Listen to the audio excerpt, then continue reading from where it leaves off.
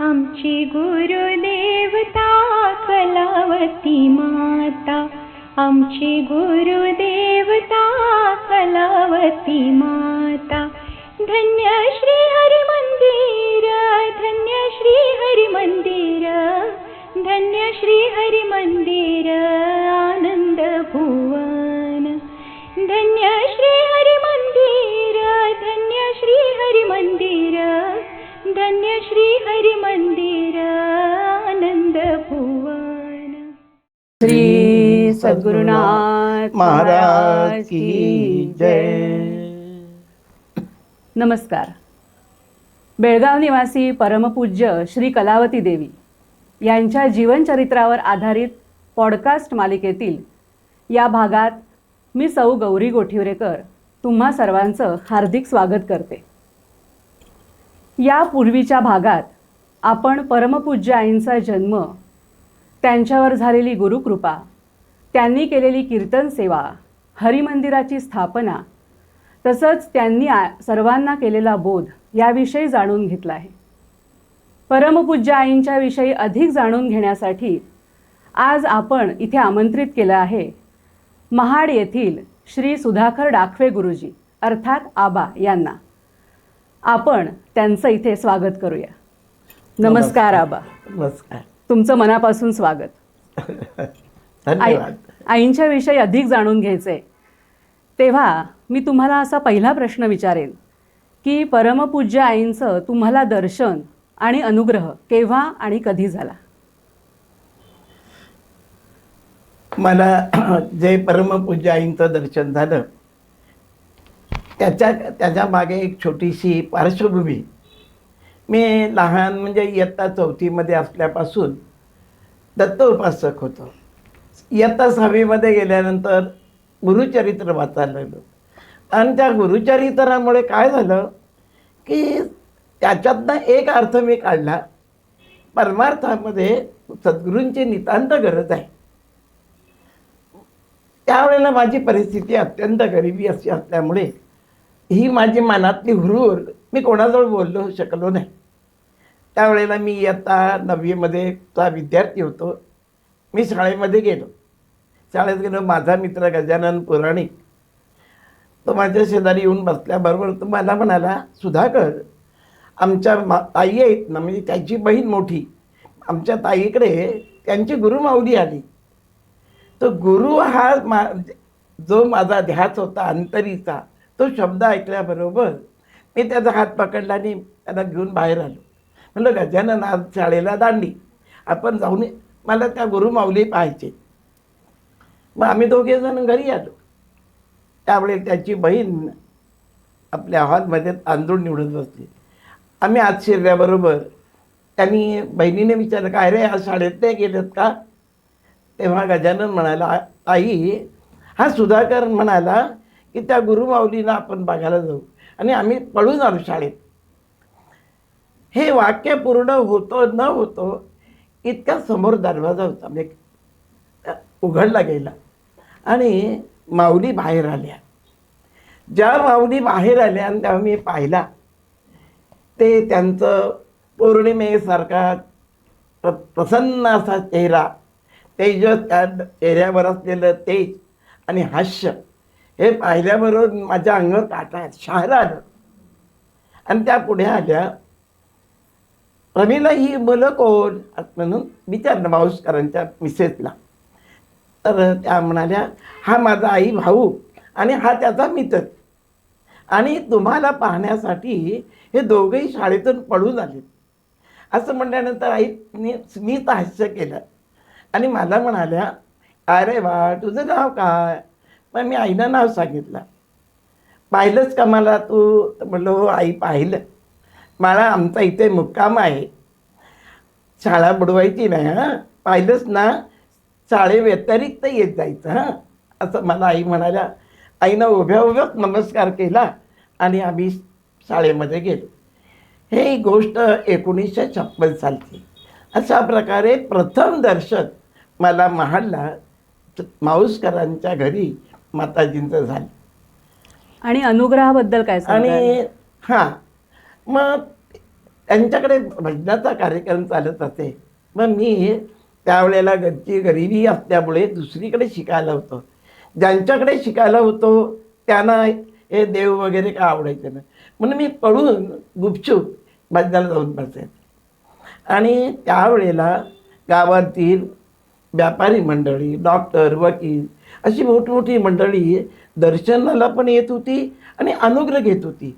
हे मी डोळ्याने पाहत होतो. पण मी लहान, आपण गरीब आहोत, आपल्याला हे सगळे लोक मोठे आहेत, ही म्हणजे अशा प्रकारचा संकुचितपणा ज्याला म्हणतात तो माझ्यामध्ये होता. आणि म्हणून मी कोणाजवळ बोललो नाही की मला अनुग्रह घ्यायचे आहे म्हणून. आणि हा म्हणता त्यांचा मुक्काम त्यांच्याकडे 15 दिवस होता. मी 16व्या दिवशी सकाळी भजनाला गेलो. माऊलींची गादी मांडलेली होती, भजन सुरू होतं. भजनात जाऊन बसलो. आई सुरुवातीपासून यायच्या. त्या दिवशी आई दिसल्या नाहीत. अर्ध भजन झालं, भजन संपलं, आरती झाली तरी त्या आल्या नाहीत.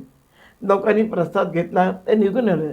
मी बसून आलं आणि बसलो नंतर माझ्या डोळ्यातून पाणी आलं. तर माझ्या गजाननची म्हणजे मावसकर ताई म्हणाल्या, काय रे सुधाकर, तू रडतोस का? तर मी म्हणालो, ताई मला ना त्यांच्याकडनं तो मंत्र घ्यायचा होता. अरे वेड्या, इतक्या दिवस तू इथे येत होतास, मला बोलायचं, मी सांगितलं असतं आईना, तुला काहीतरी आईने उपासना दिली असती. असं म्हटल्यानंतर मला खूप दुःख झालं. पण तो क्षण संपलेला होता आणि आई ठाण्याला निघून गेली. त्यावेळेला आई का आलं नाही ते कळलं. पहाटे 5 वाजता आई ठाण्याला गेले. मग भजनाला जाऊन बसायचं. एवढ्यात काय झालं, त्या माऊसकरांची बदली झाली. आणि माऊसकरांची बदली झाली.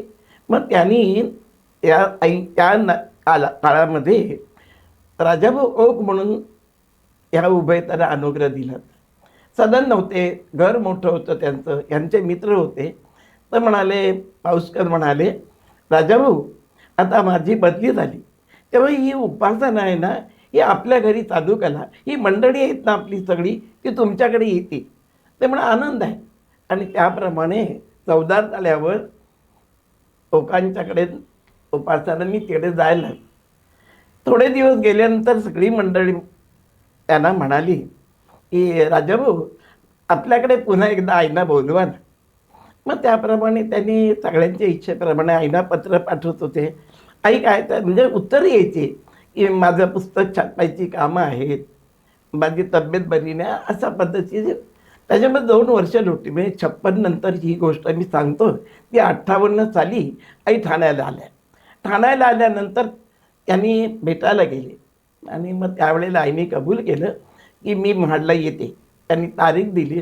त्यावेळेला मार्गशीर्ष महिना चालू होता आणि सकाळी पहाटे आईची गाडी ठाण्याहून निघाली आणि 10 वाजेपर्यंत महाडला येणार असं सांगितलं होतं. मला एवढा आनंद की आता माझी माऊली मला पाहायला मिळणार आणि मला आता अनुग्रह, हा माझा आनंद. पण त्या दिवशी मी त्यांच्या घरी सकाळी जाऊन बसलो होतो. तर काय गंमत झाली, आमच्या रायगड जिल्ह्यामध्ये सुकेळी खिंड आहे. त्या सुकेळी खिंडीमध्ये त्यांची गाडी पंक्चर झाली आणि तो काळ असा होता की आज सगळ्यांच्या हातात मोबाईल. ही 1958 सालातली गोष्ट. त्यावेळेला तार करायचे, ते जंगल होतं ते. आणि 10 वाजले, 11 वाजले, 12 वाजले, 1 वाजला, 2 वाजले. मी आपला बसून राहिले. आई काय येतं एवढाच फक्त प्रश्न. तर 4 वाजता त्यांनी भीमराबाई त्या काय रे सुधाकर, तू सकाळपासून इथे बसून राहिलेस, घरी जाऊन जेवून वगैरे आलंच की नाही? तर म्हटलं काकू मी नाही जेवायला गेलो. अरे वेड्या, मला सांगायचं की. मग त्यांनी माझा हात धरला घरात घेऊन मला पोळी भाजी वाटली. तर अर्धी मुर्दी पोळी खाऊन झाली होती. इतक्यात एक छोटी मुलगी नावं सांगायला आईची गाडी आली. मला एवढा आनंद झाला, मी देहभान विसरलो. उठलो तसा तो हात जो होता ना, हाफ पॅन होती, हाफ पॅनला पुसताना धावत पुढे गेलो आणि त्या ठिकाणी मला आईचं दर्शन झालं. मग तिथून आल्या आणि आल्यानंतर त्यांनी सांगितलं की 2 दिवसांनी अखंड नामस्मरण सुरू करायचं आहे. आणि ज्या दिवशी नामस्मरण झालं त्याच्या दुसऱ्या दिवशी दत्त जयंती होती आणि त्यांनी सांगितलं की ज्यांना अनुग्रह घ्यायचा आहे त्यांना उद्या सकाळी 9 ते 9:30 या वेळेत अनुग्रह दिला जाईल. माझा आनंद गगनात मावेना. मी सकाळी सगळं श्रीफळ घेऊन गेलो. मग 9 वाजता आई आपल्या गादीवर येऊन बसल्या. समोर चौरंग होता, त्याच्यावर चांदीचं ताट ठेवलेलं होतं आणि गुरुपादुका होत्या. 9 वाजता बरोबर माऊली बाहेर आल्या आणि इतका तो चेहरा आजही माझ्या डोळ्यासमोर दिसतोय. हास्यवदनाने म्हणे, कोण घेणार अनुग्रह? तर मी उतावळी झालेला, आई मी घेणार आहे. हो बाळा बसा आहे ते. आणखी कोण? तर 2 भगिनी होत्या, तुम्ही इकडे बसा. मी बसल्यानंतर मला म्हणे, बाळ तुला पूजा करता येते का? तर म्हणलं आई हो येते. मग या पादुकांची पूजा कर. तर सगळं पूजेचं साहित्य माऊसकरांच्या ताईला आणायला सांगितलं आणि त्यांनी सांगितलं आणि त्याप्रमाणे आईंच्या समोर त्या पादुकांची पाद्यपूजा केली. आणि आता बाळ इकडे लक्ष दे हां एवढ्याच म्हणाल्या. आणि आईने मला मंत्र सांगितला. आईने मंत्र सांगून आता बाळ आता मला म्हणून दाखव म्हणून माझ्याकडून 3 वेळा तो मंत्र म्हणून घेतला. तर ज्या दिवशी मला मंत्र दिला तो दिवस जो होता तो दत्त जयंतीचा. मी दत्तांजवळ जी प्रार्थना करत होतो, मला गुरूंची भेट घेऊ द्या. तर दत्तात्रयाच्या रूपानेच माझी माऊली मला त्या दिवशी भेटली आणि त्या दिवशी मला अनुग्रह झाला. दत्त भक्तीचं तुम्हाला फळ मिळालं असं म्हणायला हरकत होय नाही. होय. त्याच्यानंतर तुम्हाला आईंचा सहवास पण पुष्कळ लाभला. आता तुमचा नोकरी धंदा हे सगळं सांभाळून तुम्हाला कसं काय हे शक्य झालं ते सांगा ना आम्हाला. त्याच पिरियडमध्ये म्हणजे 10 दिवस आईंचा मुक्काम होता आणि 10व्या दिवशी पुन्हा आईला ठाण्याला जाण्यासाठी आईने सांगितल्यानंतर सकाळी सगळी भक्त मंडळी आईला निरोप देण्यासाठी त्या लोकांच्या घरी आली. आई बाहेर आल्या आणि सगळ्यांनी आईना नमस्कार केल्यानंतर आई म्हणाल्या, तुम्ही जी उपासना करता ती नित्यनेमाने सुरू ठेवा, नामस्मरण करा. आणि एवढं सांगून आई जय जयकार केला. मी तसं आई गाडीकडे गेले. गाडीकडे गेल्यानंतर मला एवढं भरून आलं की घरची परिस्थिती म्हणजे फार अवघड परिस्थिती होती. आणि मी देवभान विसरून मोठ्याने किंचळल्यासारखंच ओरडलो आई म्हणून. असं ओरडल्याबरोबर त्या गाडीजवळ गेलेल्या थांबल्या आणि मागे बघितलं, बाळ असं का ओरडलास? तर मी त्यावेळेला माझं नुकतंच 18 वर्ष पूर्ण झालं. तर मी म्हणालो, आई आता तुमची आणि माझी भेट होणार नाही. असं म्हटल्यानंतर त्या पुढे आल्या माझ्याजवळ, आता तुमची आणि माझी भेट होणार नाही. त्यावेळेला जे बोललं ही मराठी भाषा म्हणजे का होणार नाही, म्हणजे मी माझ्या देहाचं काय करणार आहे की का, असा सुद्धा अर्थ. मग त्या पुढे आल्या, बाळ असं का बोललास? तर मी हात जोडले आणि आई तुम्ही बेळगावला राहता आणि मी महाडला राहतो आणि घरची फार गरिबी आहे, मी कसा येणार? म्हणून मी म्हणा अशा अर्थाने बाळ बोलला असं मला विचारलं. तर म्हणलं होय. काय रे तुझं शिक्षण किती झालं? अगदी म्हणजे ते हातवारे करून, काय रे तुझं शिक्षण किती झालं? तर मी हात जोडले. मी म्हणलं आई 9वी इयत्तेतून मी शाळा सोडली. तुला कसली नोकरी पाहिजे बोल, अशी टिचकी वाजवली. कसली नोकरी करायची इच्छा आहे तुझी? तर मी हात जोडले. म्हणलं मला शिक्षकाची नोकरी आवडते. असं म्हटल्याबरोबर बाळ झालासा असा हात केला आणि गाडीत गेली. आणि गाडीत बसल्या जय जयकार गाडी सुटली. मला आणखी फार वाईट वाटलं आणि तसाच मी घरी आलो. आणि मला असं वाटलं की आईने माझी समजूत घातल्याचे. मी कुठे 9वी इयत्तेत शाळा सोडलेली, मी कुठे शिक्षक होईन? पण त्यांच्या वाणीत त्याला सामर्थ्य होतं ते हे मला काय अज्ञान. मी आश्चर्यकारक गोष्ट म्हणजे 15 दिवसांनी एक वर्तमानपत्रात बातमी आली. त्यावेळेला महाराष्ट्र राज्य नव्हतं, त्यावेळेला मुंबई इलाका होता. 58 सालातली गोष्ट. आणि आमच्या जिल्ह्याचं नाव त्यावेळेला नाव होतं कुलाबा जिल्हा. तर कुलाबा जिल्ह्याच्या ह्याच्या स्कूल बोर्डाकडून ती नोटीस जाहिरात आली होती की जे उमेदवार मॅट्रिक पास आहेत आणि 7वीत पास आहेत त्यांनी खाली एवढ्या मार्क असणाऱ्या उमेदवारांनी खाली नमुन्यामध्ये अर्ज करा. हा वर्तमानपत्राची बातमी ऐकल्यानंतर माझ्या एकदम हे झालं की त्यांच्याजवळ काहीतरी सामर्थ्य आहे. ते बोलले 15 दिवसांनी कशी जाहिरात असं मला वाटलं आणि त्याप्रमाणे तो अर्ज केला टाकला. पुन्हा आणखी एक 15 पाऊण महिन्यांनी एक लखोट आला की माझं नाव होतं महाड येथील शाळा महाड नंबर 1 येथे शिक्षकाच्या मुलाखतीसाठी आपण हजर राहावे. मग तो एक चमत्कार वाटला, म्हणजे काहीतरी. आणि त्याप्रमाणे मी तिथे गेलो, इंटरव्ह्यू झाला. खूप गर्दी, म्हणजे सातारा, कोल्हापूर, सांगली, ठाणा, आमचा कुलाबा जिल्हा एवढे सगळे उमेदवार मुलं मुली इंटरव्ह्यू. माझी छाती धडधडत होती आणि मी आपला ओम नमः शिवाय म्हणून उमेदवार बाहेर आला. काय विचारलं म्हणून विचारायचे. मग ते सांगत होते आणि माझी छाती धडधडत होती. पण मी आपल्या मनामध्ये ओम नमः शिवाय म्हणत बसलो होतो. माझं नाव पुकारलं. मी आतमध्ये गेलो. 3 मंडळी इंटरव्ह्यू घ्यायला बसली. गेल्यावर एकाने विचारलं, काय नाव तुमचं? नाव सांगितलं. दुसरा म्हणाला, वडील काय करतात? तर म्हणलं, माझे वडील आम्ही तांबट समाजातले आहोत. भांड्याच्या कारखान्यामध्ये मजुरी म्हणून रोज हातावर मजुरीने काम करतात. असं म्हटल्यानंतर तिसरा म्हणायला, जायला हरकत नाही. जायला हरकत नाही म्हटल्यानंतर माझ्या थोडं एकदम आणि हा इंटरव्ह्यू नाही, इंटरव्ह्यूसाठी याला घेतला म्हणून ते करण्यासाठी एवढंच. कारण प्रत्येकाला विचारले जनरल प्रश्न विचारते, भूगोलातले, इतिहासातले. आणि मला हे प्रश्न विचारला. मी तिथेच माझ्या डोळ्यात पाणी आलं आणि तसा घरी आलो. घरी आल्यानंतर माझी आई म्हणाली, काय रे रडतो? तर म्हटलं, आई मला नोकरी लागणार आहे. कुडाचं घर. आणि तिथे आईचा त्या कुडाला दोरीने बांधून ठेवलेला फोटो दिसला. आईला बाजूला केले. आईच्या नमस्कार.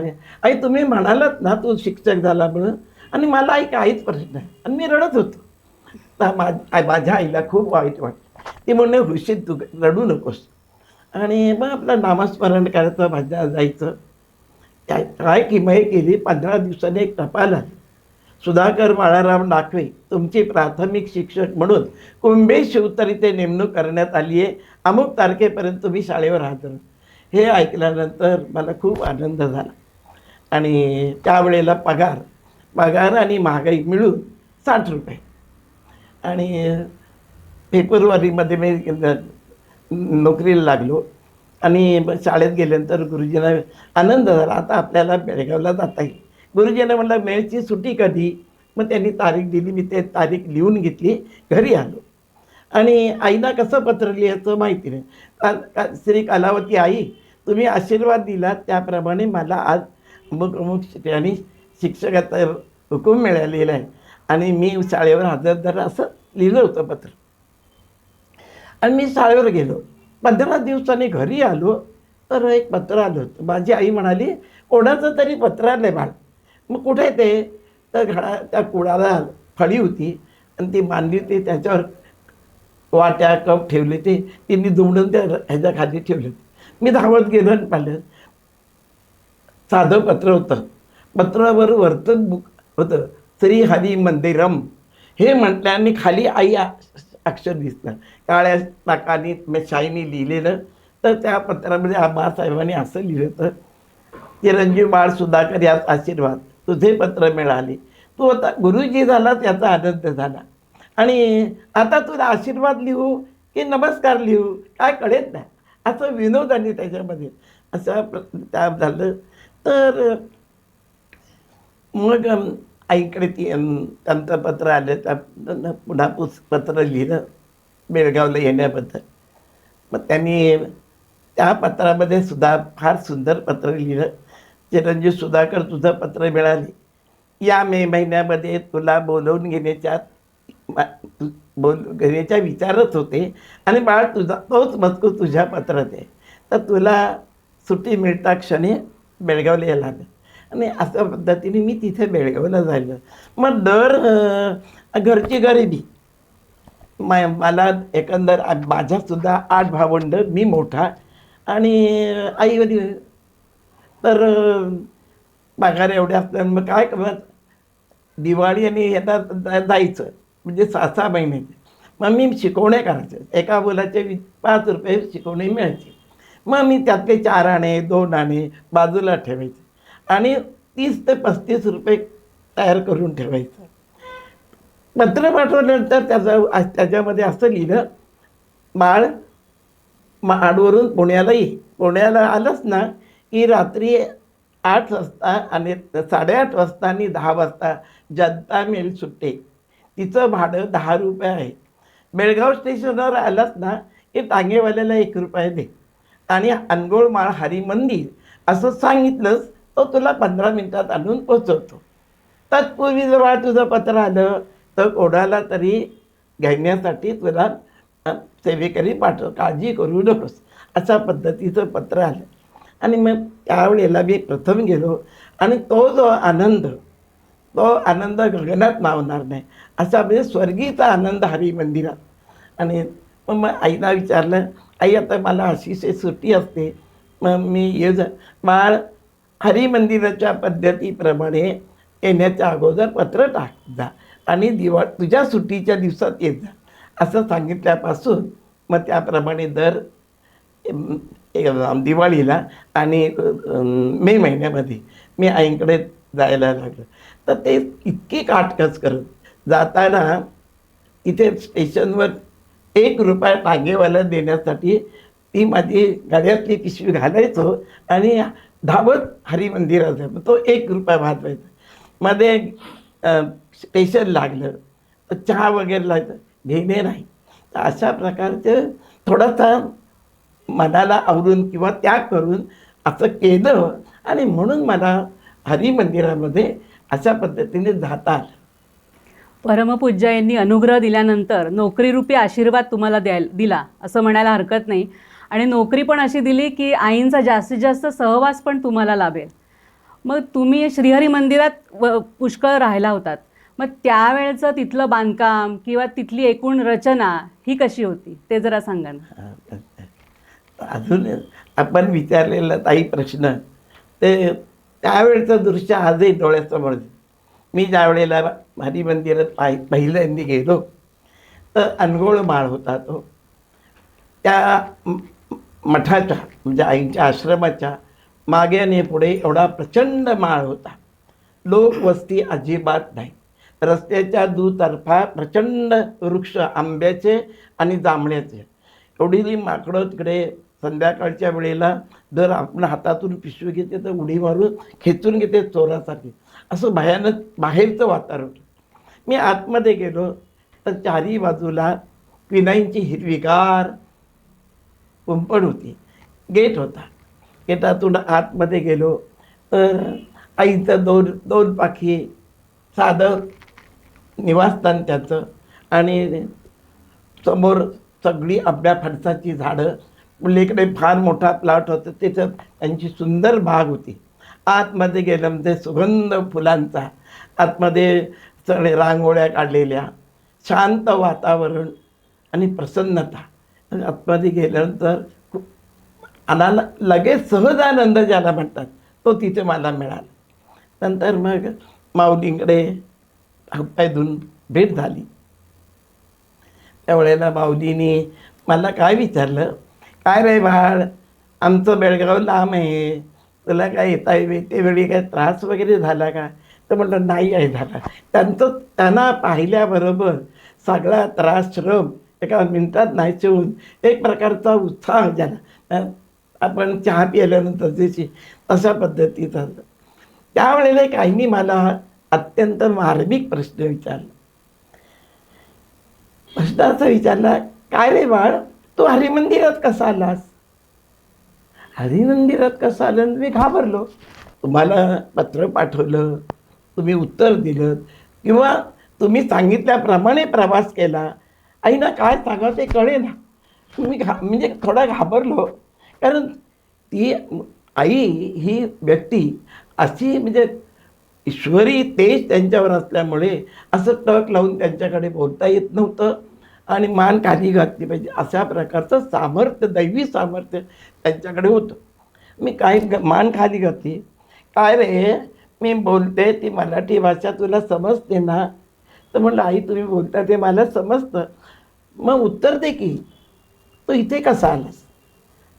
मी गप्प बसला. काय रे तुला उत्तर देता येत नाही का? म्हटलं आई खरंच सांगू का, मला हा जो प्रश्न आहे त्या प्रश्नाचं मला उत्तर देता येत नाही. मी सांगते म्हणाले. मी असं ऐकलं होतं, ते हात असे, मी असं ऐकलं होतं तू भजन करतोस, आईंचा फोटो घरामध्ये लावलास, ही गोष्ट तुझ्या आईवडिलांना आवडत नव्हती आणि त्यामुळे तुला खूप त्रास होत होता असं मी ऐकलं. आता बेळगावला आमच्या घरातली दोन्ही माणसं अशिक्षित, कोण सांगणार त्यांना? पण म्हणजे त्या किती अंतर्जाने त्या क्षणाक्षणाला आम्हाला अनुभव आला. तर त्या अशा असताना त्या आईवडिलांनी इथे तुला कसं पाठवलं सांग, का पाठवलं, कसं पाठवलं?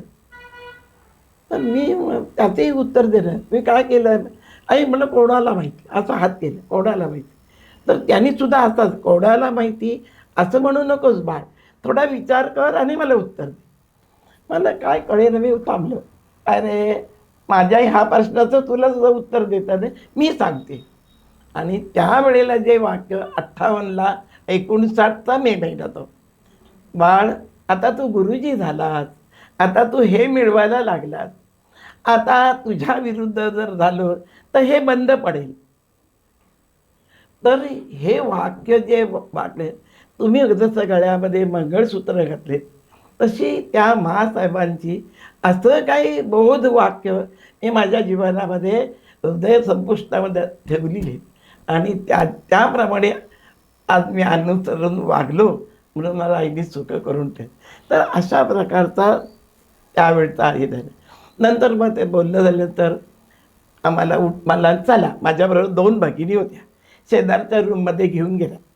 मला बाळ म्हणायचं, तुझं सामान इथे ठेव हां, रात्री बाळ तू इथेच झोपायचं, चला गो. आणि त्यांना आतमध्ये घेऊन गेल्या. तुमचं सामान इथे ठेवायचं, तुम्ही दोघींनी या ठिकाणीच झोपायचं, इथं तुमचं स्वयंपाक करायचं असं आम्हाला सांगितलं.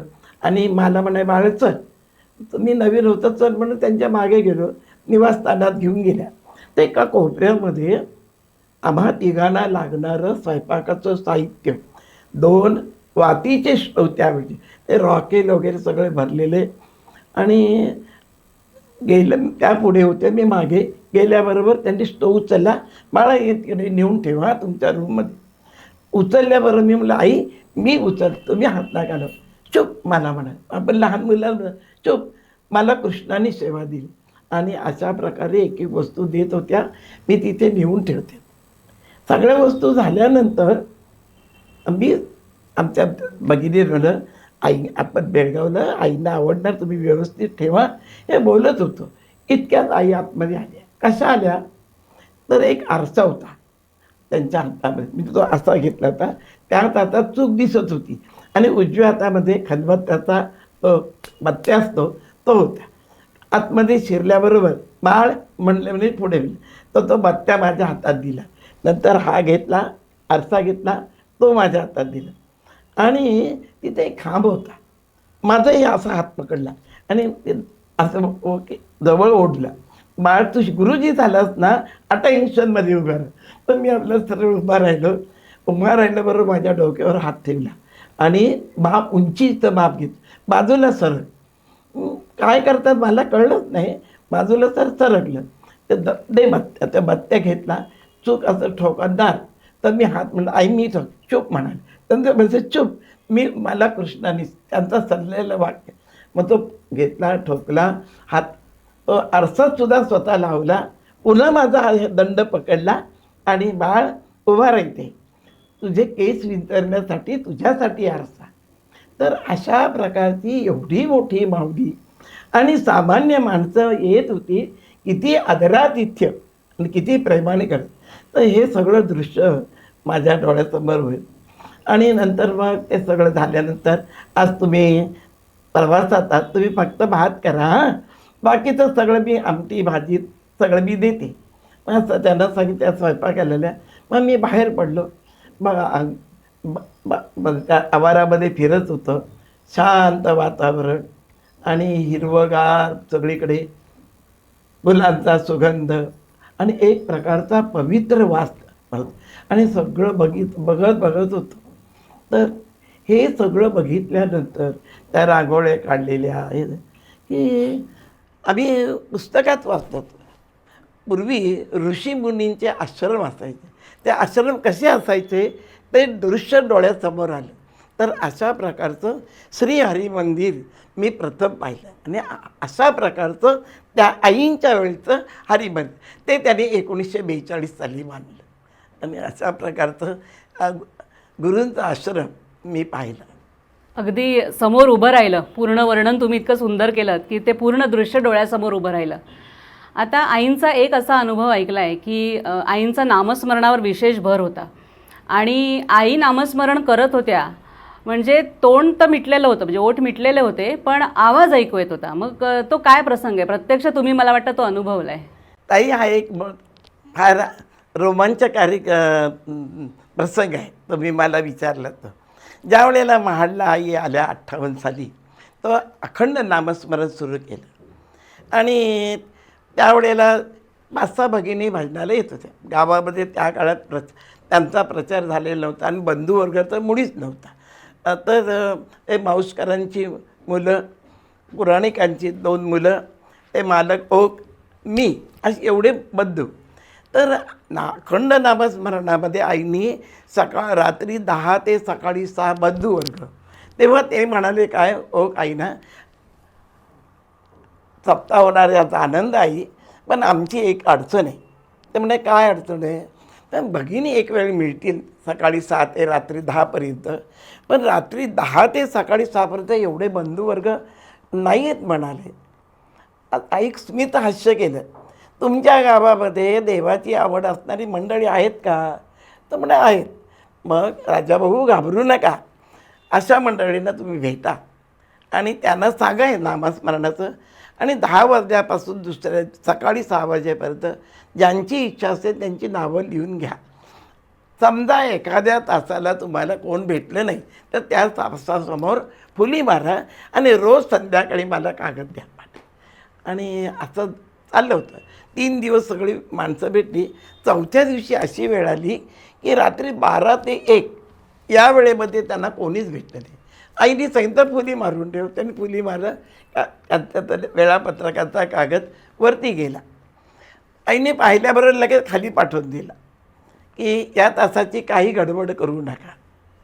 आम्ही म्हणलो अखंड नामस्मरण, मग एखाद्या तासाला नसलं तर चालतं, एवढी आमची बुद्धी, आणि सोडून दिलं. आणि त्यावेळेला असा हॉल होता. इकडे अशी आरास केली होती. नामस्मरणाला बंधू रात्री इकडे उभे राहायच्या आणि दिवसा भगिनी इकडे उभे. भजनाच्या वेळेला अगदी त्या आराशीच्या समोर भिंत होती. तिथं आईंचं मोठा चौरंग ठेवला होता आणि तिथं आसन घालून मागे तक्क्या भिंतीला ठेव. तिथे बसते. कार्यक्रम झाला की तो उचलायचा आणि त्या कोपऱ्यामध्ये ढकललेली. तर त्या दिवशी तो इकडे कोपऱ्यात ठेवलेला आणि मी रात्री तिथेच झोपायचो. 2 बंधू नामस्मरण करत होते. 11:15 वाजता त्या खाली आल्या आणि येते वेळी त्यांनी 1 तारी आणली होती. ती 1 तारी घेऊन दरवाजा उघडायला गेल्या. तो जुना वाडा होता. तर त्या दरवाजाला आतून आडसर होती. तर तीसुद्धा आडसर त्यांनी बाजूला केली आणि दरवाजा ओढला तर आवाज झाला. तर त्यावेळेला तिथे त्या मालकीन म्हणजे विमलाबाई झोपले होते.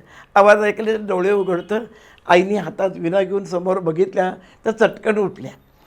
त्या सांगत होत्या. आई म्हणाल्या, तुम्ही विमलाबाई घाबरू नका, माझा नामस्मरणाचा तास आहे, मला माझी गादी घालून द्या. तसं त्यांनी लगेच हातपाय धुवून बाहेर आल्या. तर जिथे आईची चौरंग होता माझ्या डोक्याजवळ होता. तो उचलून या बाजूला ठेवायचा. तो आता आईसारखा म्हणजे ह्या होत्या, स्थूल देह होता. म्हणजे चौरंग केवढा मोठा होता, एका भगिनीला उचलल्यासारखे. पण माणूस आहे ते 2 नवीन माणसं नामस्मरण. मग त्यांनी काय केलं, असं ओढला आपल्या ओढण्याचा प्रयत्न. तर खाली शहाबादी लादी होती. आवाजाला कर केलं. आवाजाला मी डोळे उघडतो. माझ्या पायाजवळ एक तारी घेऊन आईना पाहिल्याबरोबर जो मी उठला आणि 2 हाताने अंतरून पांघरून गुंडाळलं आणि उभा राहिलं. बाळ, ते सगळं आतमध्ये ठेव, हातपाय धुवून 2 मिनटात ये. हां, मला काय केलं, मी टाकलं, हातपाय धुवून बाहेर आलं. घड्याळाकडे बघितले तर 12ला 5 मिनटं होती. मला मी हातपाय धुवून आल्यावर मला म्हणाले, बाळ, तुझा आणि माझा नामस्मरणाचा तास आहे. मी ओम नमः शिवाय म्हटलं ना की तू म्हणायचा आणि माझ्या समोर बस. आणि घड्याळाकडे बोट केलं आणि त्या बसत्यात हातामध्ये एक तारी घेतली. मी घड्याळ बघितलं, 2 मिनटं राहिली होती. मग 12 पूर्ण वाजल्याबरोबर मी नामस्मरणाची माळ घेतली. आईने सांगितल्याप्रमाणे त्यांच्याबरोबर समोर बसलं. 12 वाजले. त्यांनी डोळे मिटलेले, तोंड मिटलेले, हातामध्ये एक तारी. 12 वाजता त्यांनी त्यांचं बोट मला कळत होतं की बोट असं छेडत आहेत. तर बोलत का नाही, डोळे तर मिटले, तोंड पण मिटले.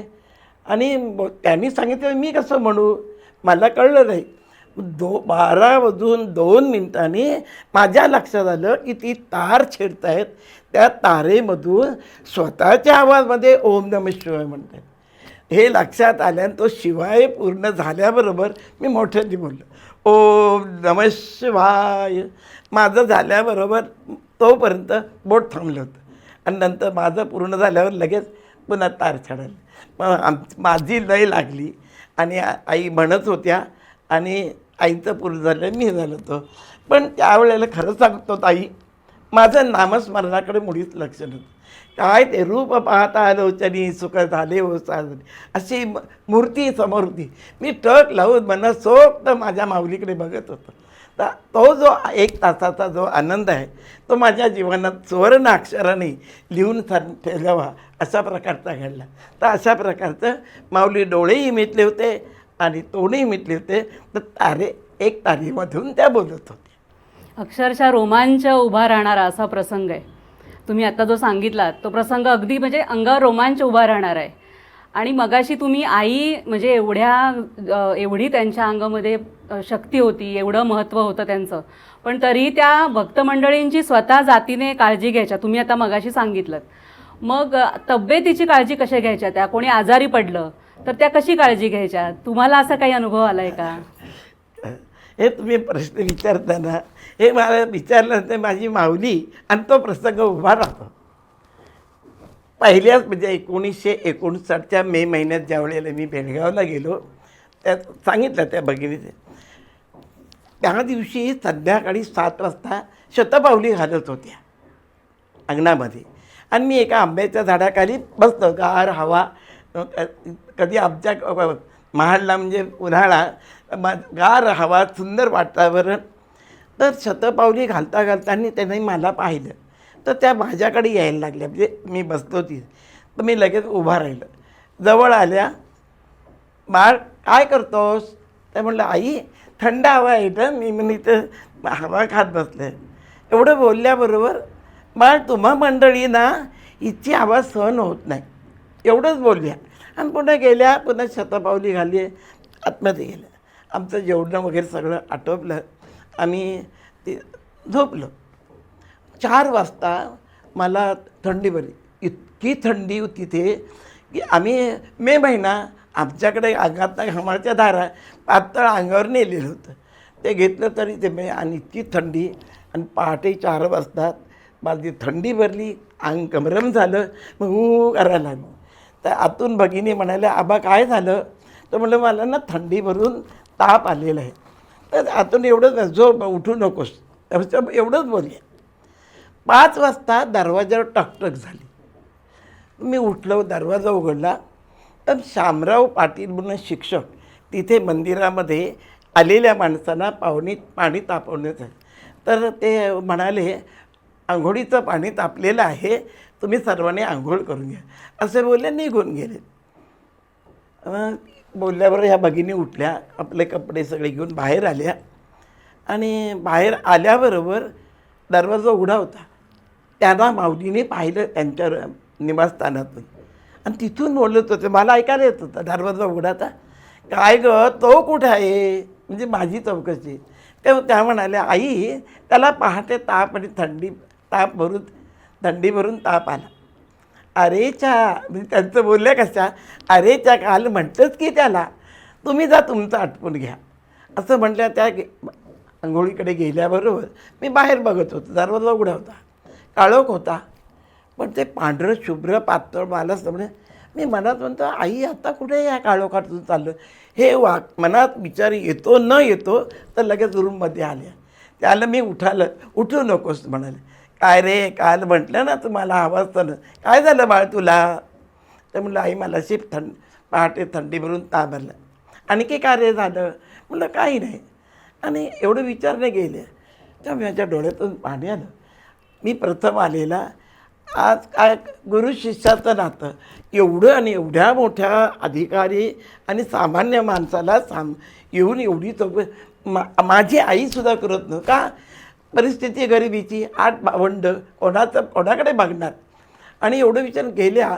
मी बघत होतो बाहेर, पुन्हा 5 मिनिटांनी येताना दिसल्याबरोबर रूममध्येच आल्या.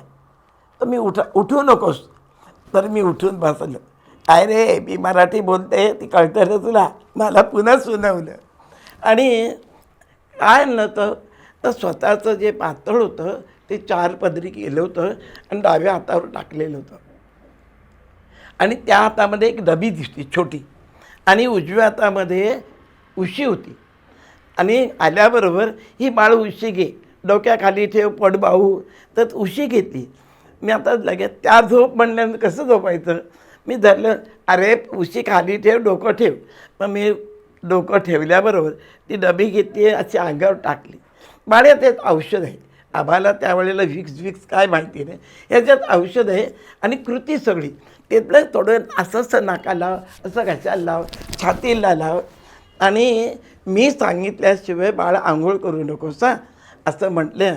आणि ते पातळ घेतो ते झटकलं आणि बाळासाहेबांनी माझ्या अंगावर टाकलं.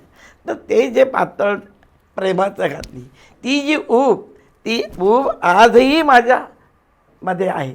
तर अशा प्रकारचं येणाऱ्या मंडळींचं आई काळजी घेत होते आणि त्यांना औषधोपचार करत.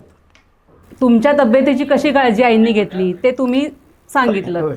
इतरांना औषधोपचार केलेले किंवा कोणाला काही लागलं वगैरे तर आई कसं त्यांचा बरं करायच्या ते जरा सांगा ना. एक छान प्रसंग आहे ह्याच्यामध्ये. त्यावेळेला मी माझ्या पाहिलेला प्रसंग, पार्वतीबाई पहिलवान त्यांचा भगिनीचं मंदिराच्या जवळ राहायच्या, त्यांचा हा प्रसंग आहे. तर त्या पार्वतीबाईंची परिस्थिती अत्यंत गरिबीची, अत्यंत. आणि त्याच्यामध्ये त्यांना शेवटचा जो मुलगा झाला त्याचं नाव होतं वसंत. आता आजही आहे, तिची सेवा करतो.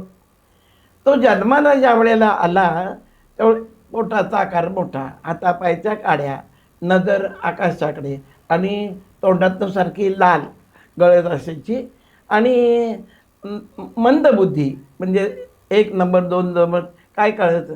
तो 7 म्हणजे इतका मोठा होईपर्यंत सगळं आईला करायला लागायचं. संसारात हे दुःख, त्याच्यामध्ये मुलाचं हे दुःख. तर त्या दिवशी, ज्या दिवशी हा प्रसंग घडला त्या दिवशी तिने मनात इतकी कंटाळली संसाराला की आज भजन झालं की आईचं दर्शन घ्यायचं आणि काँग्रेस विहिरीवर जीव द्यायचा. तिथं एक विहीर होती प्रसिद्ध, तिथं जीव असं ठरवून आली. भजन आटोपल्यानंतर आईंचं लोक दर्शनासाठी रांकेने जायचे.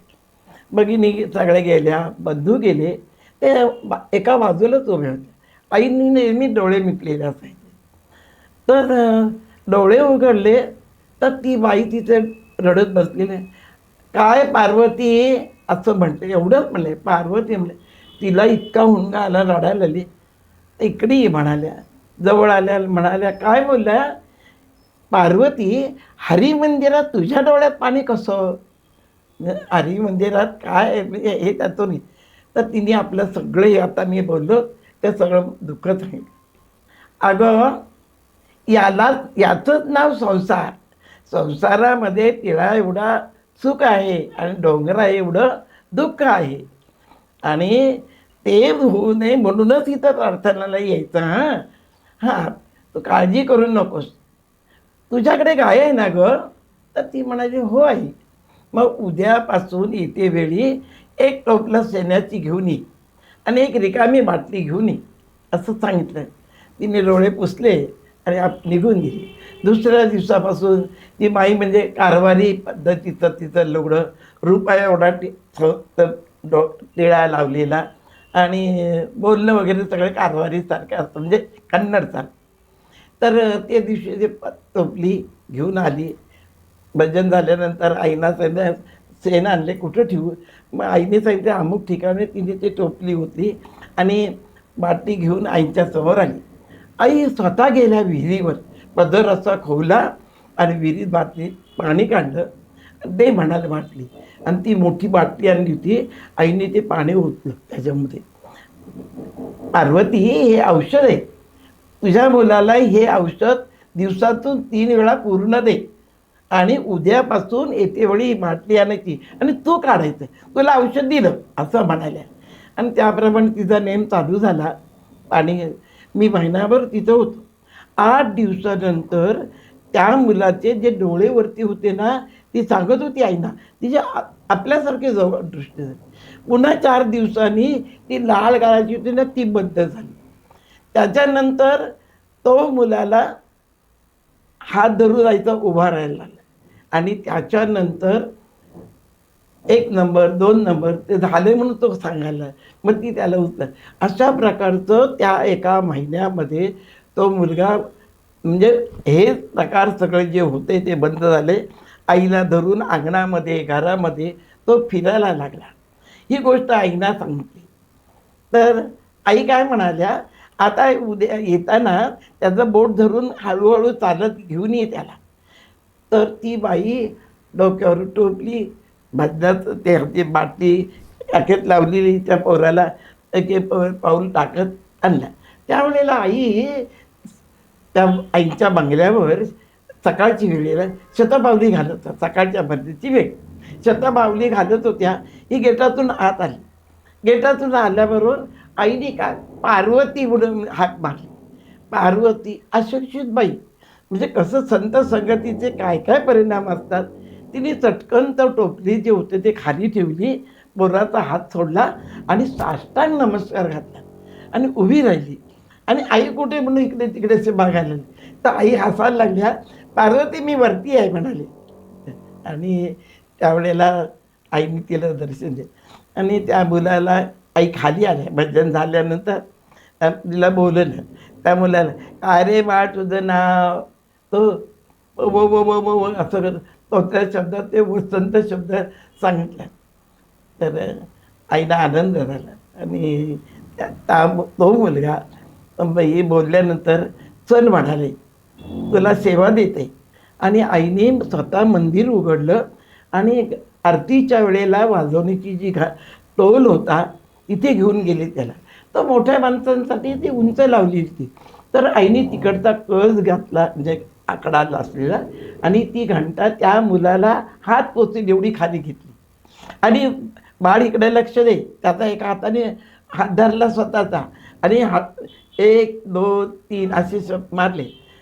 तुला वाजवता येईल ओ म्हणाला. पण त्याने ती आईने त्यांचा हात धरला, घंटेजवळ वाजव. ती शक्ती होती. त्या मुलाने 1 2 वाजवले. येताना बाळ तुला उद्यापासून असं वाजवशील ना आरतीच्या वेळेला? हो म्हणाला. तर तुम्हाला सांगू, त्याला आई घेऊन यायची आणि आरतीच्या वेळेला 1 2 3 असं तो घंटा वाजवला. तो आज नीतीपर्यंत, मग आता एवढा 5वीपर्यंत शिक्षण झालं आईने सांगितलं. मग एका दुकानामध्ये नोकरीला लागला. लग्न झालं. त्याला 2 मुलं आहेत. आज ती दोन्ही मुलं BE इंजिनियर आहेत. आणि तो वसंता, आज मी तिला सकाळच्या भजनामध्ये ती अजून असा तुरू तुरू चालतो आणि ते वाजवणीची सेवा करतो. तर अशा प्रकारचे आईने आपल्या सामर्थ्याने आणि औषधाने आणि दृढ श्रद्धा आणि प्रेम याच्यामुळे ही परिस्थिती आलेली मी पाहिली आणि आज ती व्यक्ती हयात आहे. पार्वतीबाई गेली आमच्या. म्हणजे औषधोपचार तर केलेच, पण त्याला पूर्ण स्थिरस्थावर केलं संसारात, असं म्हणायला हरकत नाही आईने. होय होय. आता इतरांची काळजी घेणाऱ्या आई स्वतःच्या तब्येतीकडे मात्र दुर्लक्ष करायच्या, कारण संत स्वतःच्या देहाला देह मानतच नाही, कारण स्वतः आत्मा आहे त्यांना कळलेलं असतं. तर मग आईंच्या बाबतीत असं काही तुम्हाला अनुभव आलाय का? हो, आलेलं आहे. म्हणजे मी हे स्वतः अनुभवलं. तर मी ज्या वेळेला दिवाळीच्या सुट्टीत गेले तर आईंची दाढ दुखत होती आणि 2 दिवस झाले, 3 दिवस झाले आई येत नाही. मला बेचैन झाली अवस्था माझी, डोळ्यातून पाणी येत आणि नुसतं त्यांचा आवाज ऐकला ना तरी एक प्रकारची वेगळीच एनर्जी ज्याला म्हणतात ती यायची. तर निरोप आतमध्ये जवळच्या शिष्यमंडळीने सगळे माझी लिखाणाचं काम चालू आहे, अमुक आहे तमुक, आणि मग त्यामुळे मला येता येत नाही. मी म्हणत किती वेळ लिहितात अजून कसं नाही, 3 दिवस 4 तास. ती ही माझी अवस्था झालेली अंतर्ज्ञानानं ते काढी. त्या पुष्पा नावाची जवळची सेवेकरी होती. तिला सांगितलं सुधाकरला आतमध्ये पाठव. तर आणि दुसरा निरोप असा दिला होता, दरवाजा त्याला सांग उघडाय, अलगद उघड. मला आनंद झाला. मी गेलो, अलगद दरवाजा ढकलला तर समोर आसनावर त्या कशा बसल्या होत्या, असं एक मऊ कापड होतं एवढं, आणि डाव्या हातात ते कापड होतं आणि त्या आसनावर असं ठेवून आपला डावा घाल असं ठेवून डोळे मिटलेले होते. मी हे दृश्य बघितलं. दरवाजा उघडला, आत पुढे गेलो आणि आईला नमस्कार केला आणि आईंच्यासमोर मांडी घालून बसलो. 5 मिनटं झाल्यानंतर त्यांनी असे डोळे उघडले. मला पाहिल्याबरोबर विजेच्या चपलाईने ते असं लगेच मांडी खाली घातलं आणि लगेच पद्मासनासारख्या बसल्या. मी आईंकडे बघायला लागलो की माझी सुद्धा लहानपणी दाढ दुखत होती. दाढ दुखणं आम्ही जसं काय 6 महिन्याचा आजार आहे असा आमचा चेहरा, आणि ह्यांची एवढे दिवस हे मनात विचार, किती विकल्प त्याला म्हणतात. मी विचार करतोय आणि एवढे दिवस दाढ दुखते, आई आहार घेत नाही म्हणून मला पुष्पाने सांगितलं, आणि यांच्याकडे बघितलं तर पौर्णिमेच्या चंद्रासारखा हसतमुख चेहरा. मग ही दाढ कशी दुखत होती असे मनामध्ये विचार आले. त्या डोळे मिटल्यानंतर मला पाहिले, डोळे उघडले आणि काय रे बाळ, तुम्ही कोकणात राहता ना? म्हणलं होय आई. तर कोकणामध्ये म्हणे पाऊस जास्त पडतो. तर म्हणलं आई भरपूर पडतो. मग काय रे बाहेर जाताना काय घेता? तर मग हातात, तर म्हणलं छत्री घेतो किंवा ओव्हरकोट. ओव्हरकोट पण घालतोस? तर हो म्हणलं. मग घरी आल्यानंतर काय करतोस रे? म्हणून तो कुंडीला लावून ठेवतो. होय असं म्हणा आणि हसल्या. तुला माहिती आहे का रे बाळ? मला माहिती, इतकं कौतुक आहे. काय म्हणलं आई? ते संत असतात ना, म्हणजे ते संत असतात ना, ते आपला आधार पाहिजे तेव्हा घेऊ शकतात. नको तसा तू म्हणालाच ना ओरकोट टुंटीला, तसा ते लावू शकतात. हे लक्षात ठेव. ते सगळं मला म्हणजे माझ्या मनात जे आलं ते सगळ्यांचं उत्तर एका क्षणात देऊन टाकलं. म्हणजे त्यांचा आधार पाहिजे तेव्हा ते लावू शकतात. म्हणजे तर अशा प्रकारचं आम्हाला सांगत होत्या आतमध्ये लिखाणाचं काम आहे.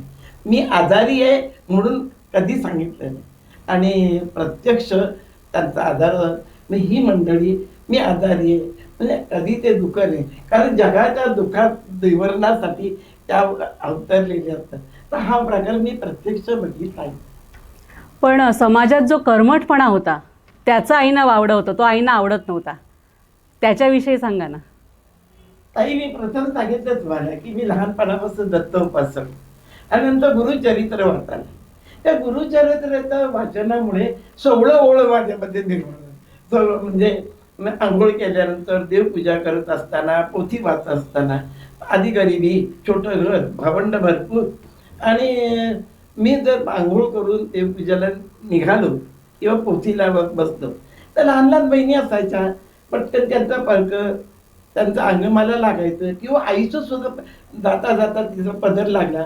तो इतका कर्मठ होतो, आता लाज वाटते सांगायला. मी शिवी देत होतो आणि काय हातात चंदन उघडताना ते खवळताना ते फेकून मारायचं आणि शिवली म्हणून पुन्हा आंघोळ करायचं. इतका कर्मठपणा माझ्या अंगात उरलेला होता. तर आणि त्रास व्हायचा घरात, ह्याच्यानं भांडणं व्हायची, वडील मला शिव्या द्यायचे, आई शिव्या द्यायची. म्हणजे अशा प्रकारचा परमार्थ माझा पाडलेला होता कर्मठपणामुळे. तर मी एक वर्षी मे महिन्यात गेलो. तर त्यावेळेला सिद्ध कुटीर आहे ना मंदिरच्या मागची बाजू, तिथं सिद्ध कुटीर आहे बेळगावला, हरिमंदिर. त्याचं बांधकाम चालू होतं. दुपारी 2 वाजलेले होते आणि मी काहीतरी झाडाखाली सेवा करत होतो. त्यांनी दरवाजा उघडला आणि उभारत्या उभ्या राहून इकडे तिकडे बघत होते. मी मला पाहिल्यावर, अरे बाळ इकडे ये म्हणून आईनी बोलवली. धावत गेलं.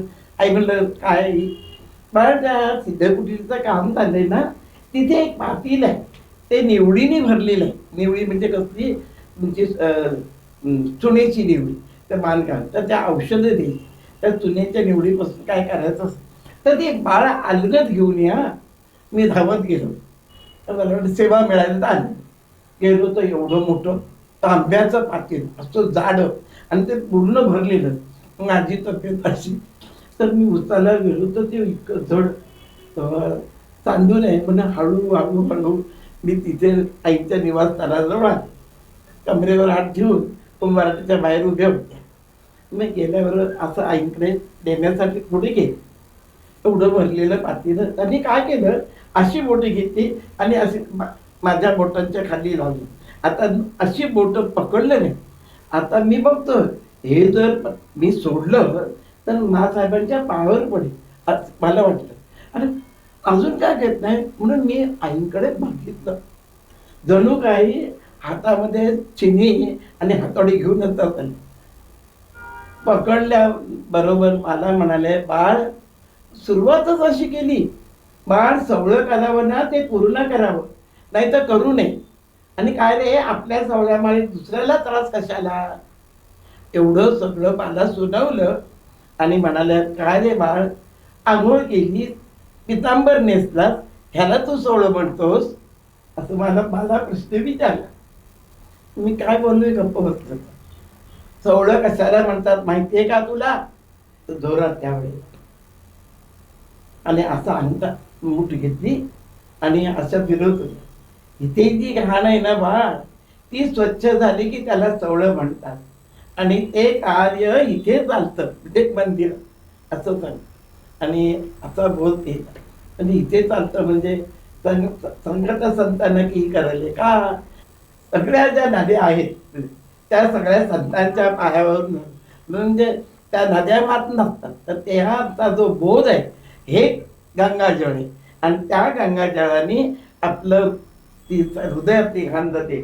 आपण रोज आंघोळ करतो, शरीरातला बाहेरचा मळ जातो, पण आतला मळ त्यांच्या बोधाने जातो.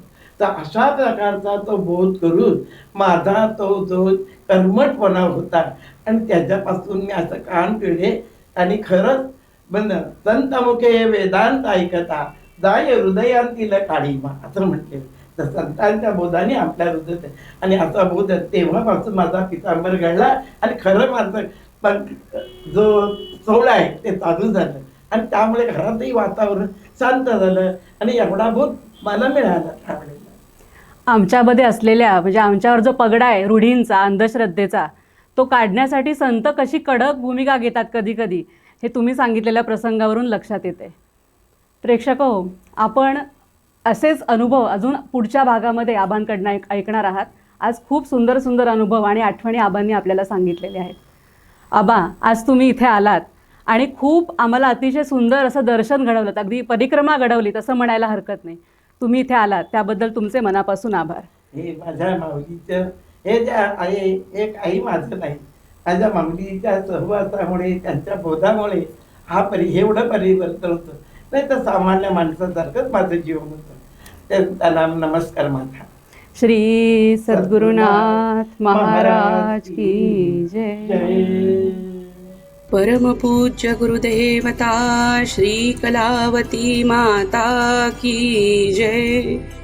परम पूज्य गुरुदेवता श्री कलावती माता की जय। परम पूज्य गुरुदेवता श्री कलावती माता की जय।